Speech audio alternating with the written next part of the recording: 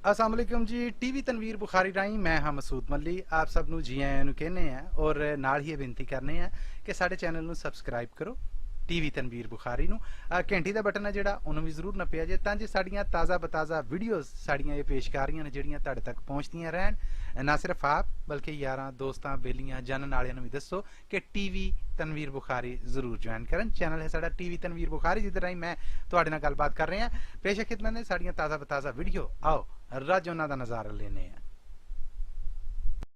ਵੈਰ ਵਿੱਢ ਕੇ ਆਪਣੇ ਨਾਲ ਆਪੇ ਕਰਨਾ ਕਿਸੇ ਥੀ ਪਿਆਰ ਜੀ ਬੜੀ ਗੱਲ ਏ।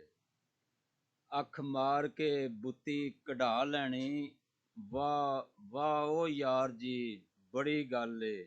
ਦੌਲਤਮੰਦ ਨੇ ਬੜੇ ਬਖੀਲ ਹੁੰਦੇ ਹੋਣਾ ਸਖੀ ਸਰਦਾਰ ਜੀ ਬੜੀ ਗੱਲ ਏ।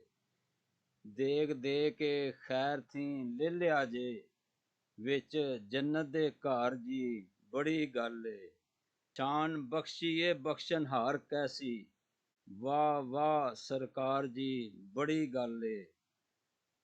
ਪੈਦਾ ਕੀਤਾ ਸੀ ਫਾਲਤੂ ਰੱਬ ਸਾਨੂੰ ਤੁਸੀਂ ਦਿੱਤਾ ਏ ਮਾਰ ਜੀ ਬੜੀ ਗੱਲ ਏ।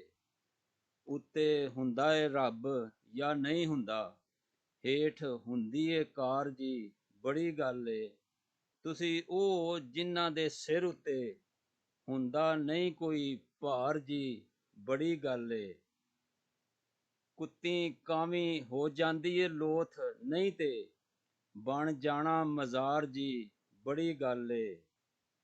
ਟੱਕਰ ਜਾਣ ਦੋ ਚਾਰ ਮਲੰਗ ਜੇਕਰ ਭਖ ਜਾਂਦਾ ਦਰਬਾਰ ਜੀ ਬੜੀ ਗੱਲ ਏ।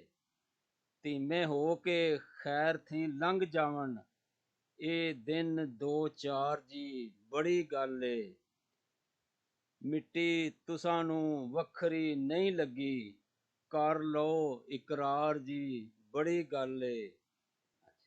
ਕਦੇ ਨਹੀਂ ਸੂ ਕਦਮੀ ਸਿਰ ਰੱਖਿਆ ਕਦੇ ਆਣ ਕੇ ਨਹੀਂ ਸੂ ਰਿੜਾਂ ਕੱਢੀਆਂ ਵਿੱਚ ਆਸ਼ਕਾਂ ਤੁਸੀਂ ਤਨਵੀਰ ਨੂੰ ਵੀ ਕਰ ਲਿਆ ਸ਼ੁਮਾਰ ਜੀ ਬੜੀ ਗੱਲ ਏ।